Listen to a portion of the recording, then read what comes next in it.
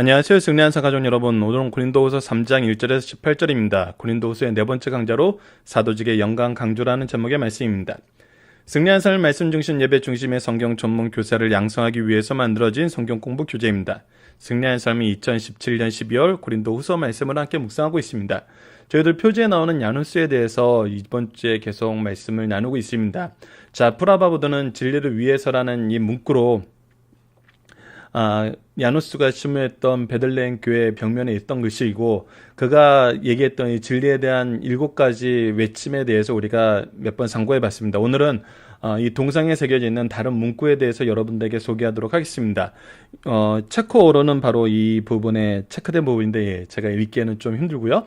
이것을 영어로 번역하면 Love each other and wish the truth to everyone입니다. 즉 서로 사랑하고 모두에게 진리를 바란다라는 제목입니다.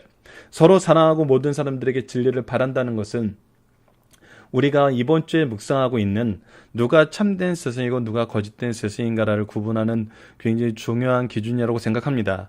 우리가 사랑이 없이 진리만 요구할 때는 우리가 오히려 재판관이 되고 누군가를 넘어뜨리는 올무로 작용할 때가 많고, 또 우리가 진리가 없이 서로 사랑만 강조한다 그러면은 오히려 방임하게 만들고 오히려 진리를 멀리하게 만드는 경우도 있습니다.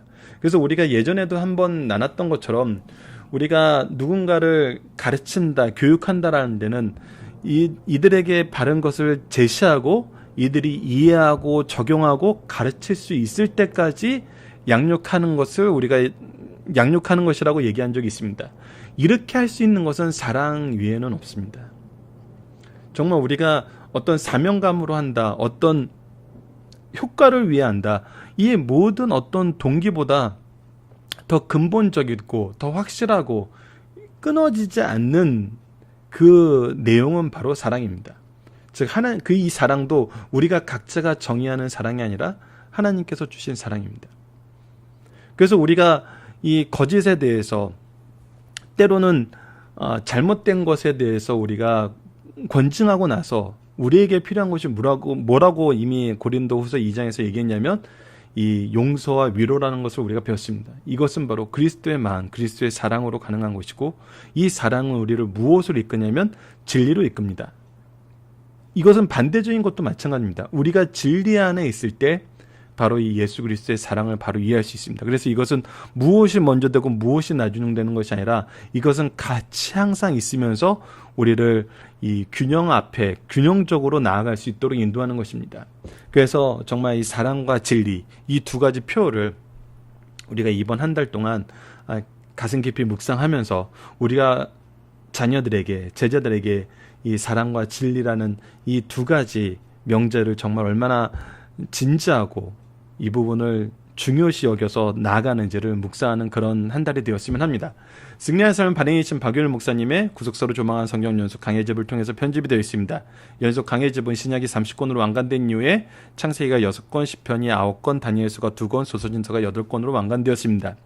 최근에 나온 것이 창세기입니다. 창세기를 통해서 창세기가 완간되기까지 정말 큰 역할을 한 것이 강성성경연구원 회원분들입니다. 박유일 목사님이 은퇴하시면서 이 강성성경연구원이 설립이 되었고, 정말 하나님의 인도하신 가운데서 힘든 이 연구소가 설립이 되었고, 또 지금까지 잘 유지가 되고 있습니다. 이 일에 함께 우리의 동역자로 참여해 주시는 이 강성성경연구원 회원분들, 승리한산 가족 여러분들께 다시 한번 감사드리고요. 앞으로 모세 오경과 역사서와 선지서들 모두 구약의 모든 이 말씀이 잘 완간될 수 있도록 여러분들께서 협력과 기도로 함께 동참해 주시길 부탁드리겠습니다. 저희들 주일날 업로드되는 위크스터를 통해서는 고린도 후서 전체 구조를 보면서 우선 문안부터 어떻게 고린도 전서와 차이가 있고, 이 오해받은 문제들에 대해서 어떤 기준을 제시하고 있는지를 우리가 봤습니다. 문안에서부터 차이 나는 것은 이제 우리가 예수 그리스도의 부르심 안에 있는 것보다 은혜 안에 있으면서 이 은혜를 어떻게 가지고 나가야 되는지를 강조하는 말씀을 배웠고, 이 은혜를 어떻게 가지고 나가야 된다는 것을 봤을 때 하나님의 일하심, 즉 이 복음을 통해서 우리를 일하게 하심, 하나님의 일하심은 항상 무엇과 연결되냐면 그의 종들의 종들을 일하게 하심으로 연결되는 것을 볼 수 있습니다. 우리가 이 부분이 이제 세상과 굉장히 다른 부분인데, 우리는 이제 성숙한 성인들이면 그렇지 않죠. 근데 우리가 어려서부터 또 한국 사회에 좀 이런 제도권 안에서, 제도권이라고 얘기하기엔 좀 부끄럽죠.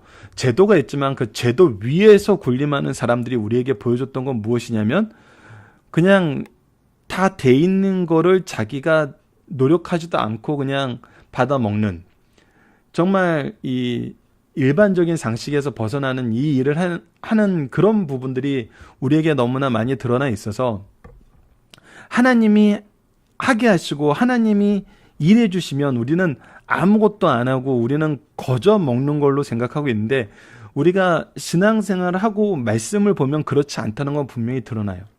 하나님의 일하심 속에는 하나님께서 우리를 일하게 하심이 항상 들어있어요. 하나님이 천지를 창조하고 나셔도 우리에게 먹을 것을 풍족히 주셨지만 우리에게 사명을 주셨어요. 이것은 의심할 여지가 없거든요. 그래서 이 일하게 하심의 시작점, 동기와 그리고 방법과 결과도 모두 하나님의 일하심 안에 있다는 것을 우리가 인정하고 우리는 스스로 겸손하게 되는, 그리고 우리가 무엇을 바라보고 있다는 것을 확인시켜 주냐면 동시에 하나님께서 우리를 일하게 하시고 하나님께서 일을 역사하신다는 것을 우리로 하여금 바라보게 해서 이 모든 것이 하나님의 증거 속에 있음을 우리로 깨닫게 하죠. 그것이 바로 우리가 진리를 위해서 일하고 사랑으로 일하는 모습의 원인이면서 능력이고 은혜인 것이었죠. 이것을 가지고 이제 사도직에 대한 변명으로 넘어갑니다. 그러니까 하나님께서 어떻게 일하셨고 하나님께서 어떻게 역사하셨는지 다시 한번 리마인드를 시키고 사도직에 대한 변명으로 넘어가는 것입니다. 우리가 이 말씀 또한 언약신학적인 관점에서 예수님의 일하심을 우리가 항상 봐야 되고, 예수님의 일하심을 볼 때는 하나님께서 어떻게 이 일을 계획하셨고 예수님께서 어떻게 이 일을 이루셨고 성령께서 어떻게 이 일을 우리에게 적용시켰는지를 우리가 항상 보게 되죠. 그래서 이 은혜가 예수님에게 집중되고 이 예수님을 통해서 또 우리에게 전파됨을 우리가 보게 됩니다. 이 내용을 가지고 우리가 이번 주에는 참된 선생과 거짓된 선생을 어떻게 구별할 수 있냐라는 제목으로 묵상하고 있습니다. 자, 오늘 본문 말씀으로 들어가 보도록 하겠습니다. 자, 우리가 다시 자천하기를 시작하겠느냐? 자천한다는 것은 우리가 다시 우리를 추천하기 위해서 무언가를 한다는 거예요. 우리가 어떤 사람처럼 추천서를 너희에게 붙이거나 혹은 너희에게 받거나 할 필요가 있느냐? 너희들이 지금 내가 사도됨을, 내가 예수 그리스도의 부르심으로 일하고 있고 우리가 예수 그리스도 부르심 안에서 하나가 되고 그 안에서 은사와 직분과 사명으로 하나됨을 어찌 누군가의 증언과 누군가의 결제가 필요하냐는 거예요. 굉장히 재밌는 것이 바로 이거예요. 하나님의 일하심의 기준은 분명히 제시되어 있어요. 그리고 그 안에서 합리적인 합당한 하나님께서 세우신 절차가 있어요. 사람들이 이 절차를 보완하기 위해 세상적인 절차를 만들어요. 하지만 이 세상적인 절차가 하나님의 절차보다 우선될 수는 없어요. 이 세상적인 절차는 하나님의 절차를 우리가 성경적으로 검증하고 성경적으로 확인하는데 어려움 있는 사람들을 도와주기 위해서 만든 거예요. 그런데 누군가가 와서 사도 바울의 사도됨과 고린도 교회의 스승됨과 그들을 정말 사랑과 진리로 양육하는 것에 대해서 의문을 제기했다고 해서 그들의 의문에 답해주기 위해서 그들의 의문이 합리적이고 합당하다는 생각하에서 우리가 그동안 가지고 있던 모든 것을 다시 재편해야 되냐는 거예요. 그럴 필요가 없다는 거죠. 이것은 주객이 전도되었다는 거예요.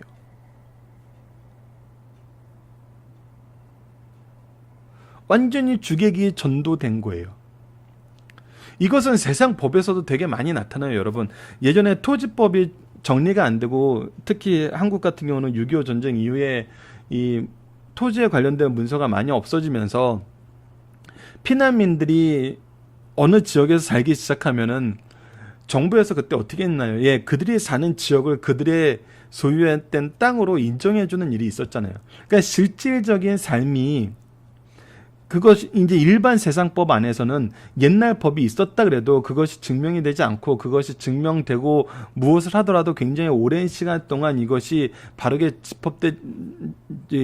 집행되지 않았을 때 오게 되는 그런 인권에 대한 문제, 실질적인 삶에서 나타나는 여러 가지 증거와 합리적인 상황에 대해서 고려를 해주는 것이 세상법에서도 나타나는데, 더더욱 하나님의 증거가 확실한 이 일에 대해서 세상적인 것으로 우리가 이것을 증명하려고 할 때는 정말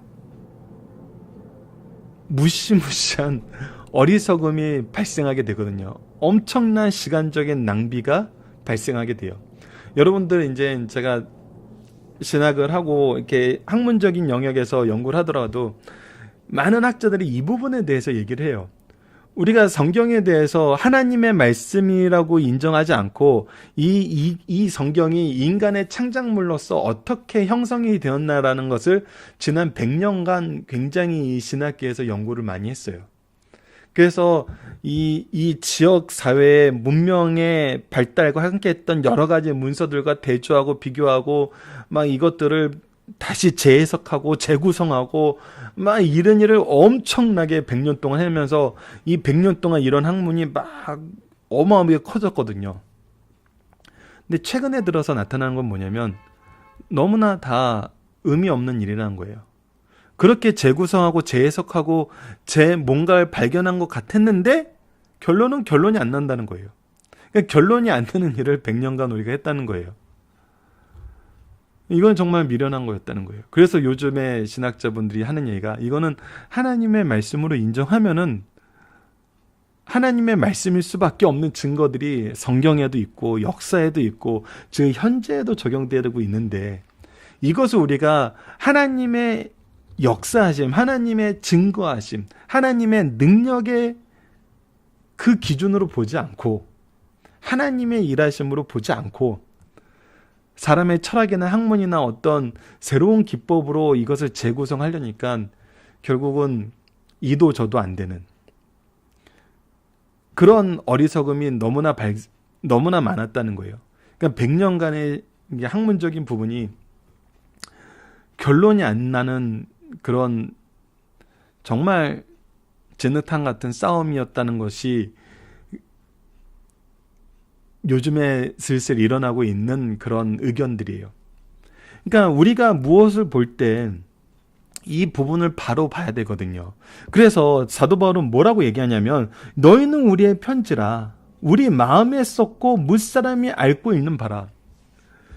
그가 그리스도의 향기에 대해서 2장에서 얘기하면서 그리스도의 향기로 인해서, 그리스도의 일하심으로 인하여, 그리스도의 역사하심으로 인하여 우리가 하나 된, 정말 우리 교회가 그렇게 이루어진 것을 우리가 이미 알고 있고, 그 안에서 하나님의 인도하심의 그 교제를 너와 나 사이에 이미 하나님께서 역사하셨고, 나를, 이 교회를 세우시는, 고린도 교회를 세우는 하나님께서 쓰시는 도구로서 분명히 역사하심 우리가 보고 있고, 여전히 내가 이 역사하심에 하나님의 쓰임을 받는 것을 너희들이 보고 알고 있고, 내가 너희들에게 빨리 못 가는 것도 이 하나님의 역사하심의 흐름에 내가 순종하기 때문임을 너희들이 보면 알 수 있는데, 그래서 너희들이 이것에 대한 확실한 증거를 가지고 있으면 동시에 너희들이 이거에 대한 증거인데, 누가 세우신 증거? 하나님이 세우신 증거인데 왜 우리가 하나님 것보다 사람의 것을 더 우선해야 되는 거냐는 거예요. 이것은 사도행전에서도 이미 드러났죠. 베드로가 고넬로의 집에 가서 하나님의 일하심과 하나님의 인도하심과 하나님의 일하심과 하나님께서 결과를 이루심을 봤는데, 이것이 우리 사람이 만든 기준으로, 사람이 만든 어떤 제도적인 방식으로 이것을 굳이 재해석해야 되냐는 거예요. 우리가 이런 제도를 만들고 사람들에게 이런 것을 가르치는 것은 하나님을 바로 보게 하자는 거지, 하나님의 역사하심을 우리가 판단하는 것이 아니란 거거든요. 이 부분이 분명하게 우리들 교회에서도 나타난다는 것입니다. 너희는 우리로 말미암아 나타난 그리스도의 편지니, 그리스도께서 우리를 통해서 너희들에게 역사하셨다는 것은 이미 무사람도 알고 하나님께서 증명하였고 너와 내가 우선 가장 잘 안다는 거예요. 시작도 하나님으로 시작하였고 과정도 하나님께서 역사하셨고 결과도 하나님께서 이루셨기 때문에 이는 먹으로 쓴 것이 아니요 오직 살아계신 하나님의 영으로 쓴 것이니 성령께서 이 일을 증거하셨고 역사하셨잖아요. 이것은 다른 사람들은 가장 확실하게 적었다는 돌판에 쓴 것보다 더 확실한 것이에요. 이것은 우리의 육의 마음판에 썼다는 거예요. 여러분도 이걸 보면은 우리는 잠깐 이상한 생각이 들 수도 있어요. 아니, 구두로 약속한 것보다 실제로 우리가 계약서를 쓰고 사인하고 그것을 둘이 카피해서 가지고 있어야 더 확실한 증거가 되는데, 그럼 맞죠. 근데 그거보다 더 확실한 이 육의 마음판에 쓰였다는 것은 누가 쓰셨다는 거예요? 이건 하나님이 쓰셨다는 거예요. 하나님이 쓰신 거는 인간이 쓴 거하고 달라요. 그래서 우리는 어떤 마음을 가지고 있냐면 우리가 그리스도로 말미암아 하나님을 향하여 이같이 확신이 있으니, 이것은 하나님의 역사하심이라는 확신이 분명히 있는데 우리가 무슨 일이든지 우리에게 난 것 같이 스스로 만족한 것이 아니요 우리의 만족은 오직 하나님으로부터 났느니라. 우리가 이런 걸 해야 만족이 되고 이런 걸 해야 안심이 되고 이런 걸 해야 완성이 된다고 생각하는 사람들이 만든 여러 가지 제도적인 것이 있어요. 이거는 항상 변해요. 어떨 때는 더 좋은 쪽으로 나가기도 하고 어떨 때는 더 후퇴하는 쪽으로 나가기도 해요. 우리도 최근에 그런 거 너무 많이 보잖아요. 그런데 이렇게 그래서 결국 우리가 만드는 것은 항상 불안전해요. 불안해요. 그래서 많은 사람들이 불안을 이용하기도 하고 이 불안을 가지고 협박하기도 하고 이 불안을 조성하기도 하죠. 그런데 우리는 뭐예요? 우리는 하나님께서 하셨다는 거예요. 완전하신 하나님께서 하셨다는 거예요.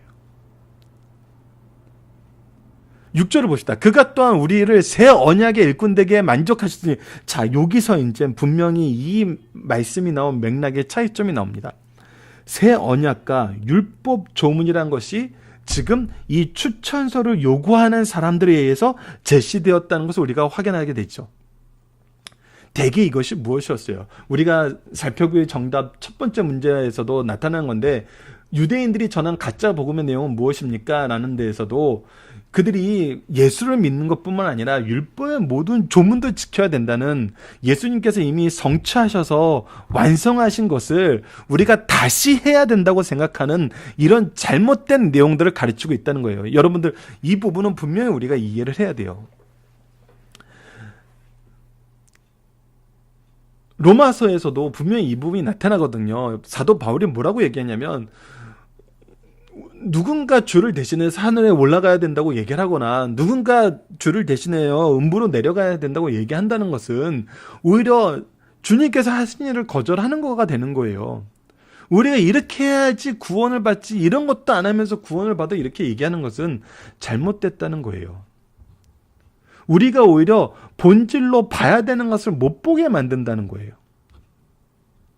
이 본질적으로 봐야 되는 것은 바로 예수 그리스도의 부활의 은혜이고, 이것을 가지고 영혼들을 향하여 나아가고 영혼들이 이 말씀으로 구원에 이르도록 인도하는 거예요. 그것이 우리에게 주어진 직분이에요. 근데 율법의 조문은 어떻습니까? 이들이 지금 계속적으로 얘기하는 것은 뭐예요? 우리가 여전히 이 죄에 노예된 상태에 있다라는 걸 가정하는 거예요. 이것은 군대나 감옥을 생각하면은 더 분명하게 드러났죠. 여러분도 군대에서는 내가 경계근무 수기로 1시간은 경계근무 수로 안 나오면 이건 엄청나게 큰일이에요. 그래서 아침에 우리가 몇 시에 일어나기로 군대에서 규율이 정해져 있으면 그 시간에 나와야 돼요. 그리고 그 시간에 밥 먹기로 1시간 있으면 밥 먹기로 1시간에 밥을 먹어야 돼요. 근데 우리가 자유인이 되어서 이것이 항상 가장 중요한 게 아님을 알잖아요. 더 중요한 일을 위해서는 조율할 수 있는 부분이잖아요. 이 부분은.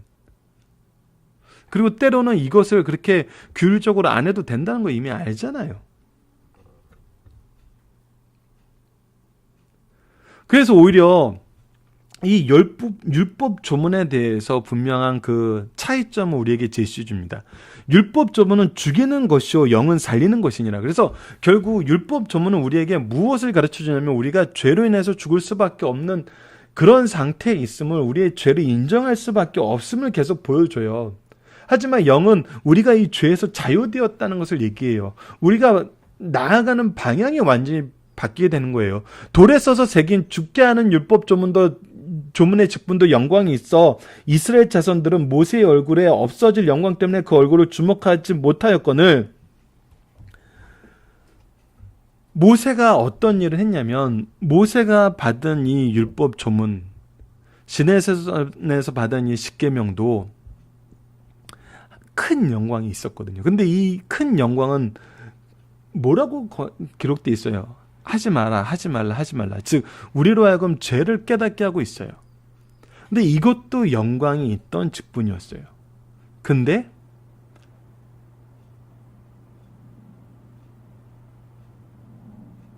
모세는 이것을 어떻게 여겼냐면, 13절을 먼저 잠깐 봅시다. 우리는 모세가 이스라엘 자손에게 장차 없어질 것에 결국을 주목하지 못하게 하려고 수건을 그 얼굴에 쓴 것을 같이 하노니, 그때 나타났던 영광도 요것에 집중하다 보면은 무엇을 못 보게 되냐면, 하나님의 은혜의 영광을 못 보게 되고 영의 영광을 못 보게 되기 때문에, 모세는 이것을 감추고 싶어서 이것에 주목하게 하고 싶지 않았어요. 그래서 수건을 쓴 거거든요.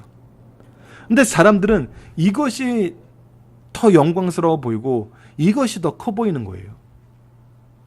자, 계속 7절 이유를 봅시다. 하물며 영의 직분은 더욱 영광이 있지 아니하겠느냐. 우리가 죄를 고발하고 죄를 깨닫게 하는 것도 굉장히 영광스럽게 생각하고 놀랍게 생각하는데, 우리를 살리는 것은 얼마나 더 크겠냐는 거예요. 이거는 비교가 될 수 없죠. 정죄의 직분에도 영광이 있은즉 의의 직분은 더욱 넘치리라. 영광되었던 것이 더 큰 영광으로 말미암아 이에 영광될 것이 없으나 없어질 것도 영광으로 말미암은즉 길이 있을 것은 더욱 영광 가운데 있느니라. 잘 보십시오. 그래서 정말 이 의미를 바로 이해해야 된다는 겁니다. 율법 조문과 새 언약, 예수 그리스도의 복음과 옛 언약 사이에서 우리가 계속 방황하고 혼란스러워 하는데, 결국은 옛 조문도 영광스러운 이유는 뭐라는 거예요? 바로 예수 그리스도의 구원의 영광이 있었기 때문에, 예수 그리스도의 구원의 영광을 바라보게 하기 때문에 옛날 것도 영광스러웠다는 거예요. 그러니까 무엇이 본질적인가라는 거예요. 예수 그리스도께서 하신 일이 영광스러운 거예요. 이 영광이 없으면 이 영광도 어떤 거라는 거예요? 의미가 없다는 거예요. 우리가 이 같은 소망이 있으므로 담대하게 말하노라. 그래서 다시 13절을 보면, 우리는 모세가 이스라엘 자손에게 장차 없어질 것에 결국을 주목하지 못하게 하려고, 모세가 그 얼굴에 쓴 것은 너무나 영광스러워서 사람들이 자기를 못 보니까 그나마 조금 보게 하기 위해서 얼굴에 두건을 쓴 것이 아니라, 물론 출애굽기에는 이런 해석이 없어요. 근데 많은 사람들이 이렇게 해석했 가능성이 많다는 거예요. 그 영광이 너무 빛나서 수건을 써서 그 영광을 잠깐 가림으로써 사람들이 좀 적응할 수 있도록 했다고 해석하는 사람들이 많았어요. 그런데 오늘 이 고린도 후서를 통해서 우리에게 알게 한 건 뭐예요? 모세가 이걸 쓴 것은 안 거죠. 이것이 우리가 바라봐야 될 영광의 마지막이 아니라, 이 영광의 본 모습이 아니라 무엇을 봐야 된다? 예수 그리스도를 바라봐야 된다. 근데 알아요. 사람들이 이 영광을 보고 이 영광을 경험한 사람들의 얘기를 통해서 이 영광을 다시 보길 원해요. 그래서 유대인들은 뭐를 구해요? 표적을 구해요. 그래서 예수님한테도 이런 표적을 계속 구해요. 근데 이런 표적은 결국은 무엇을 못 보게 해요? 진짜 영의 표적을 못 보게 만들어요. 예수 그리스도의 부활의 능력과 이 은혜를 못 보게 만들어요. 그러나 그들은 마음이 완고하여. 근데 어떻게 됐어요? 우려하던 곳으로 갔어요. 완고하여서 오늘까지도 구약을 읽을 때 그 수건이 벗겨지지 않았어요. 수건을 씌워서 일시적인 영광을 못 보게 만들었는데, 자신들은 이 수건을 무엇으로 활용하고 있냐면, 오히려 예수 그리스도를 못 보는 그런 커튼 같은 역할을 하고 있는 거예요. 그 수건은 그리스도 안에서 없어질 것이라. 그래서 예수님께서 이것을 이제 그들의 마음의 수건, 그들의 마음이 표적을 구하는 그 수건을 걷어서 예수님을 보게 만드시는데, 그 예수님을 보면은 이 모세의 영광의 본질도 보게 되는데, 부활의 영광의 본질도 보고 있는데, 오늘까지 모세의 글을 읽을 때 수건이 그의 마음을 덮었다. 여전히 무엇하냐면 수건으로 덮은 것으로, 덮은 상태로 이 말씀을 본다는 거예요. 근데 어떻게 돼요? 언제든지 주께로 돌아가면 그 수건에서 벗겨지느니라. 무엇을 알게 되냐면 예수 그리스도의 영광의 본질이라는 걸 알게 돼요. 우리가 다 수건 벗은 얼굴로 거울을 보는 것 같이 주의 영광을 보매 그와 같은 형상으로 변하여 영광에서 영광으로 이르니 곧 주의 영으로 말미암느니라. 이것은 누가 역사하시냐면 성령께서 역사하신다는 겁니다. 성령의 일하심이라는 겁니다. 이 영광이 우리에게 주어지는 영광이라는 거예요. 이 영광이 이미 우리에게 증거가 되어서 이 증거를 우리가 보여주고 있다는 거예요. 그런데 어찌 다시 추천서가 필요하고 추천서가 있는 자들이 와서 얘기하는 이 과거의 잘못된 오히려 불투명한 이 수건에 가려진 상태에서 얘기하는 이 옛 영광에 왜 다시 주목하냐는 거예요. 너무 우리가 알고 나면은 참 어이없는 것이거든요. 우리에게 진리의 이 영광이 있어요. 말씀의 영광이 있어요. 여러분들 교회 안에서도 이것을 어떻게 정해 볼 수 있을까요?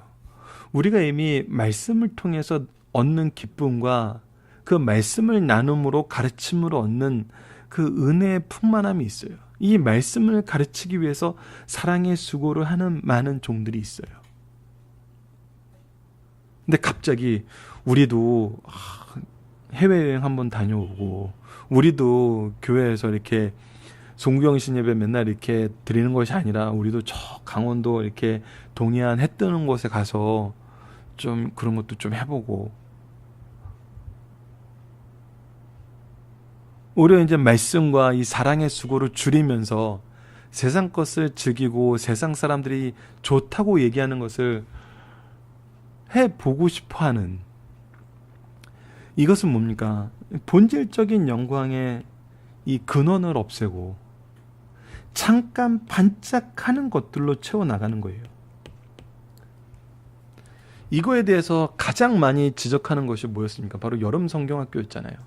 예전에는 여름 성경학교가 정말 말씀만 주구장창 전하는 거였어요. 막 아이들도 새벽 예배 처음으로 경험하는 게 막 여름 성경학교가 됐던 적이 많죠. 근데 어느 날 갑자기 이런 얘기가 나왔어요. 누가 그런 여름 성경학교로 오겠냐. 가끔 물놀이도 하고 먹을 것도 많이 주고 레크레이션도 하고 막 이렇게 저렇게 막 애들이 좋아하는 그런 프로그램들을 만들어야 애들이 오지. 근데 어떻게 됐나요? 우리 다 알잖아요. 노는 걸로 바꾸니까 더 잘 노는 세상 캠프들이 많거든요. 어떤 엄마들은 아이 그렇게 놀 바에는 차라리 영어 캠프 보낸다, 과학 캠프 보낸다, 수학 캠프 보낸다 그러거든요.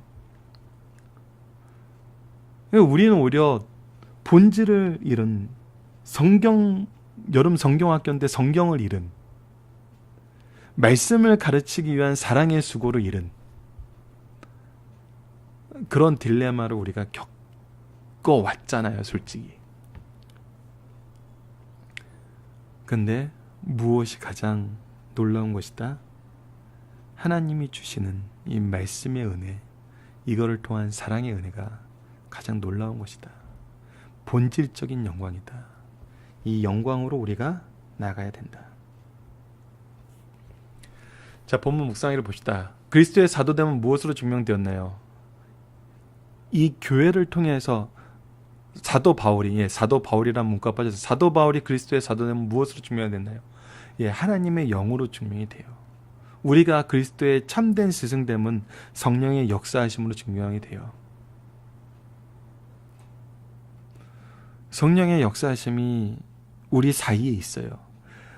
굉장히 놀라운 겁니다. 여러분, 구속사는 계승신앙이라고 얘기하는 이유가 뭐냐면 나만 잘되게 만드는 것이 성령의 역사하심이 아니잖아요. 나를 통해서 일하게 하시는 것이 성령의 역사잖아요. 그래서 우리는 부모 없는 자녀가 없는 것처럼 스승 없는 제자가 없어요. 교회에서는. 누군가는 말씀의 스승이고 누군가는 말씀의 제자예요. 그래서 영생의 말씀을 누구에게 배워 누구에게 가르칠 것인가, 이것이 우리의 표잖아요. 이 증명은 무엇을 통해서 이루어지나요? 5, 6절에서 나타난 것처럼 하나님께서 증명하세요. 하나님께서. 우리가 증명하려고 노력하지 않아도 하나님께서 증명하세요. 모세의 영광과 그리스도의 영광의 차이는 무엇입니까? 모세의 영광은 오히려 정죄하는 거였어요. 그리스도의 영광은 이 정죄에서 우리를 구원해내는 거예요. 그리고 모세의 영광조차도 그리스도의 영광이 아니면 의미가 없는 거였다는 거예요. 그래서 모세가 머리에 수건을 쓴 이유는 자신이 가지고 있는 이 정죄의 영광을 보는 것이 아니라 그리스도의 영광을 보게 하기 위해서 자기가 수건을 썼는데, 사람들은 이 수건에 덮인 과거의 영광이 아직도 매몰되어서 이 수건을 거둘 줄 몰라요. 5번 문제를 봅시다. 모세의 가르침과 다르게 어떤 일이 있게 되나요? 이 수건을 벗고 영광의 본질인 예수 그리스도를 봐야 되는데, 그리고 예수 그리스도께서 이 수건을 벗게 하시는데 이것을 거절하거든요. 잘못된 가르침에 회복하는 길은 무엇입니까? 바로 주께 돌아가는 거예요. 주께. 주님의 말씀에, 주님의 일하심에, 성령의 역사하심에, 하나님의 언약에 돌아가 보면, 즉 우리가 진리로 돌아가면은 이것을 우리가 벗게 된다는 것입니다. 중심상을 봅시다. 바울은 고린도후서 1, 2장을 통해 이미 많은 말로서 자기를 변호하였어요. 이제 바울은 더 이상 자신에 관하여 고린도 교회에 대해 무슨 말이 할 필요가 없다고 얘기하고 있어요. 그러나 그는 다시 자신에 대해서 변명하고 있습니다. 바울은 하나님에 대한 감사가 충만했고 고린도 교회 성도들에 대한 사랑도 넘쳤어요. 그러나 아직도 고린도 교회 내에는 바울을 헛듣고 비방하는 반대자들이 도사리고 있었기 때문에 자신에 대해서 변호해야 됐어요. 바울은 반대하는 자들의 대부분 유대적 색채가濃한 자들이었어요. 그들은 예수를 메시아로 믿고 교회에 들어왔지만 바울의 복음 중 율법에 대한 해석에는 반대였어요. 그들은 바울이 예루살렘의 지도자, 즉 베드로나 야고보 등에게 받은 소개장도 없으니 사도직을 행할 고난도 받은 일이 없다고 주장했어요. 이에 대하여 바울은 적지 않은 말로 자기를 변호했어요. 우선 복음 전도의 우월성에 대해서 우리가 지금 살펴보고 있고요. 앞으로는 복음 전도자의 고난과 영광에 대해서 얘기를 하고 있고, 땅의 장막과 하늘의 영원한 집에 대해서 얘기하면서 바울 사도의 화대의 사명을 드러내는 것으로 이 부분이 구성되어 있습니다. 이런 배경 속에서 고린도 3장은 다음과 같이 구성되어 있어요. 1절에서 3절은 사도 바울의 추천인 고린도 교회에 대해서 소개하고 있고, 4절에서 11절은 새 언약의 일꾼의 우월성을 얘기하고 있고, 12절에서 18절은 영광에서 영광에 이르는 복음의 직무를 얘기해 줍니다. 이것이 오늘 본문 말씀이었어요. 중심사를 하나씩 보도록 하겠습니다. 첫 번째, 고린도 교인들은 바울 사도의 신임장이에요. 거짓 선지자들이 자기들을 위장하기 위해서 추천서가 필요하였어요. 그러나 바울 사도 일행은 하나님의 도구로 사용되어 고린도 교회를 세웠어요. 즉 하나님이 하신 거예요. 그래서 하나님이 증언이 돼요. 하나님께서 증언하세요. 그리고 서로에게 서로가 하나님의 일하심으로 증언을 하고 있어요.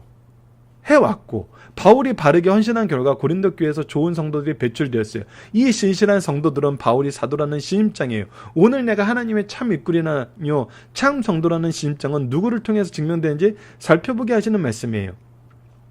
우리가 부모라면 내 자녀가 내가 부모됨의 증거예요. 내가 그들에게 하나님의 정말 축복의 통로라는 증거가 돼요. 누구를 통해서 이걸 확인하냐면 우리 자녀를 통해서, 자녀의 관계를 통해서 이것이 확인돼요. 교회에서도 마찬가지예요. 제가 박열 목사님 이 출판 감사 예배 드릴 때 저번에도 한번 얘기한 적 있지만, 정말 41년간 연속 강의 설교를 하고 정말 매주 주보에 이 말씀을 싣는 거는 정말 세상 밖에서 볼 때는 어떻게 보이냐면, 이분은 정말 말씀에 목숨을 거신 목회자구나, 진리를 위해서 정말 최선을 다하는 분이구나라는 증거가 되면서, 동시에 이 일을 같이 동참하는, 왜냐하면 주보를 16페이지, 20페이지 만든다는 것은 교회 예산에서도 분명히 부담이 되는 시기가 있고 그런 지점이 있어요. 근데 이것에 대해서 토를 달지 않고 이 일을 동참한다는 것은 교인들이 이 부분에 대해서 동의하고 있고 함께하고 있느냐를 증거해주는 양쪽에 대한 증거가 되는 거였거든요. 이것이 제가 외부 교인들을 통해서 얻었던 피드백이었어요. 그렇기 때문에 그리스도의 사도된 바울이 이 복음을 전하고 성장하는 고린도 교회 사람들, 고린도 교인들과 갖고 있는 이 교제는 증거가 되고 이것 자체가 심장이 돼요. 그러니까 우리가 누구를 통해서 이 심장을 얻는지는 하나님께서 세우신 그 신적 기관을 통해서 처음으로 얻게 되면 정말 말씀이 얘기하고 있고 역사가 증명하고 있음을 우리가 다시 한번 확인할 수 있습니다.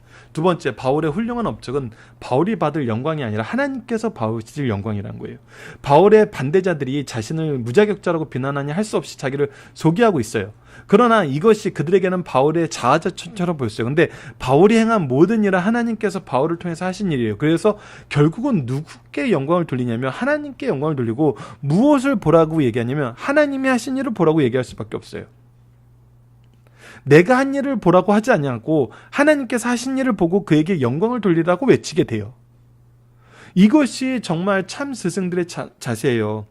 정말 안타까운 것은 내가 무슨 일을 했네, 내가 무슨 일을 했네, 내가 무슨 일을 했네, 이것이 계속 반복적으로 나오는 그런 경우가 있어요. 근데 실제로 해보면 내가 할 수 없는 일을 하나님이 하게 하셨다는 것을 고백하게 되거든요. 그래서 무엇을 얘기하냐면 내가 이런 일을 했는데가 아니라 나로 이런 일을 하게 하셨습니다라고 고백하게 돼요. 좀 몇몇 목사님들과 몇몇 교수님들, 우리의 신앙의 선조들은 이 표현도 훈련시키라고 얘기를 많이 해요. 이 표현의 첫 번째 해석에 가장 중요한 게, 아까도 성경 해석에 엉뚱한 면이 많다 그랬는데 그것이 바로 인물 연구였어요. 바울이 무엇을 했네, 바울이 무엇을 했네, 바울이 무엇을 했네, 바울이 무엇을 느꼈네, 바울이 어떤 걸 했네, 이렇게 하다 보니까 바울이 오히려 우상화되는 경우가 많다는 거예요. 그러다 보니까 하나님이 어떻게 바울을 통해서 일하셨는지를, 그러다 보니까 바울의 업적만 얘기하게 돼요. 바울의 연약함은 얘기하지 않게 돼요. 그 연약함도 얘기해도 연약함을 어떻게 극복했냐를 얘기하게 돼요. 근데 그게 아니었거든요. 바울의 연약함도 하나님께서 쓰셨어요.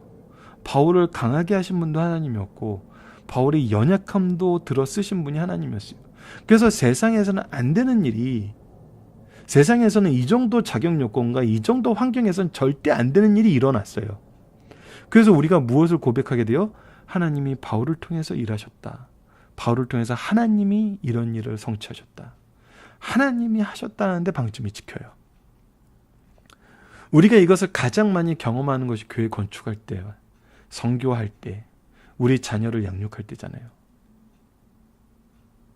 나처럼 자격 없는 사람이 어떻게 자녀를 키웁니까?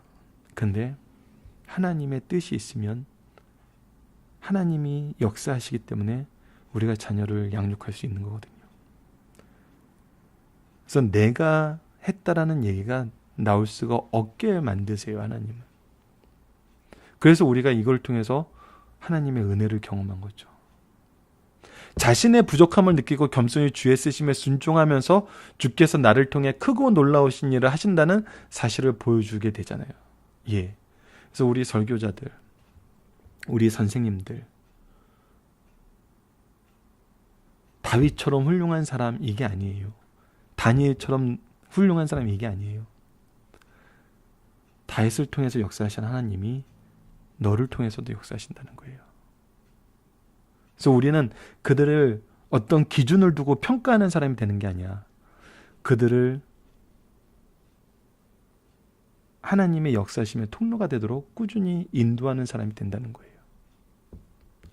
자, 세 번째입니다. 모세와 율법의 영광은 세어지나 그리스도의 영광은 세어지지 않는다는 거예요. 모세가 율법을 받으러 시내산에 올라가 하나님과 만나 율법을 가지고 내려올 때 그 얼굴에 하나님의 영광을 반사하는 광채가 났어요. 이때 모세는 그 광채가 사라질 것을 알고 사라짐을 직접 보지 못하게 하려고 수건으로 얼굴을 가렸어요. 이와 같이 모세의 영광도 세어지고 율법의 영광도 찬란하나 결국은 그리스도로 말미암아 세어질 것을 가르쳐 주시는 말씀이에요.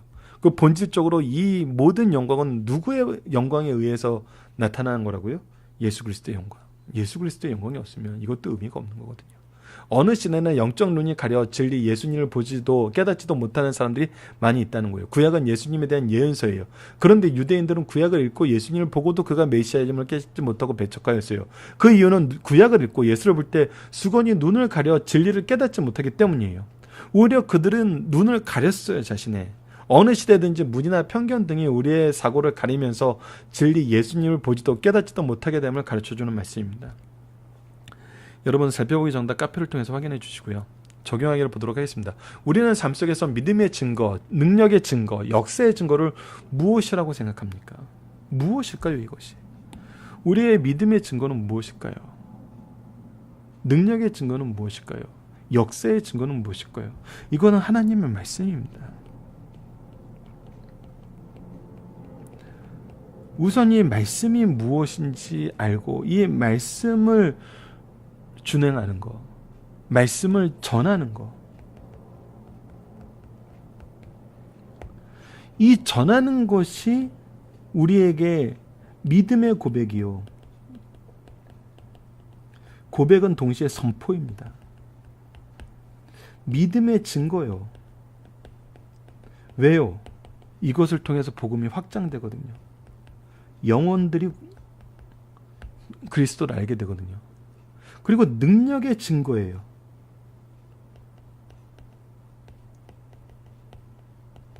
이 능력은 무엇입니까? 우리로 하여금 승리하게 해요.